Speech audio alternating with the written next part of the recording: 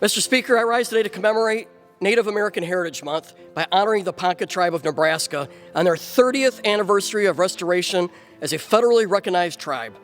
The Ponca Tribe was originally part of the Omaha Tribe and settled near the Niobrara River of Nebraska in 1793. In 1877, the Ponca Tribe was forcibly removed from their beloved Niobrara River homeland and sent to Indian Territory in central Oklahoma. During their first year in Oklahoma, 25% of the Ponca Tribe died from malaria and starvation. Among the dead was Chief Standing Bear's eldest son, Bear Shield, who had pleaded to be laid to rest in their sacred burial grounds. A few weeks later, in January of 1879, Chief Standing Bear began the 600-mile trek to their Niobrara homeland. Just two days shy of their homeland, during a brief stop at the Omaha Reservation, the group was stopped and arrested for leaving Oklahoma.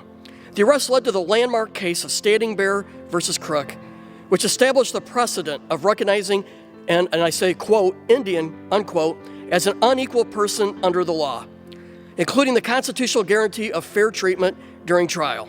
At the end of the trial, Chief Standing Bear delivered a speech demanding equality with the famous words, "That hand is not the color of yours, but if I prick it, the blood will flow, and I shall feel pain.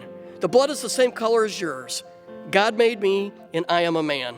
After the trial, Chief Standing Bear and his companions were allowed to return to their Niobrara homeland. However, in 1962, Congress decided the Ponca Tribe would be among the tribes no longer recognized. Two decades later, in 1986, the Northern Ponca Restoration Committee was created by Fred Leroy, a veteran and a Ponca himself. Within 2 years, Leroy drafted the petition for restoration, and the Ponca Tribe met the requirements of the Bureau of Indian Affairs for federal recognition.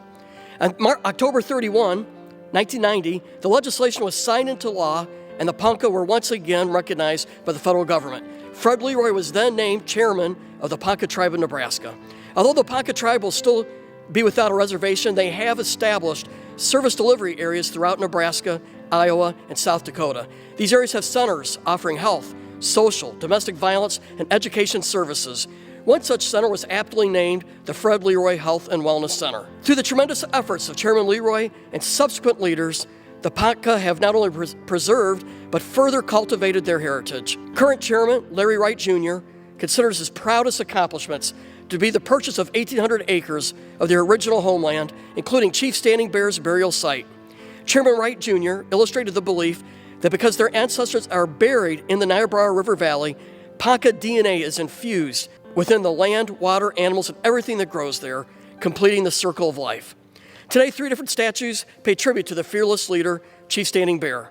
One statue resides in Centennial Mall of Lincoln, Nebraska, and another overlooks the Niobrara homeland. But finally, a bronze statue of Chief Standing Bear stands in its rightful place of Statuary Hall in the U.S. Capitol, representing the state of Nebraska. With these 3 monuments, thousands of Nebraskans and millions from around the world will come now to know the Poncas and their story. Unfortunately, social disconnects of racial disparity and basic human rights still exist in our country. In recognizing the Ponca Tribe's abundant history, we highlight a story of oppression, despair, struggle, and perseverance. Today, we honor and celebrate the Ponca Tribe of Nebraska and every Native American once considered a half-person. American author and civil rights activist Audre Lorde once said, "It is not our differences that divide us, it is our inability to recognize, accept, and celebrate those differences. Now more than ever, we must unite as Americans and celebrate our diversity to heal the wounds of racial injustice." I yield back the remainder of my time.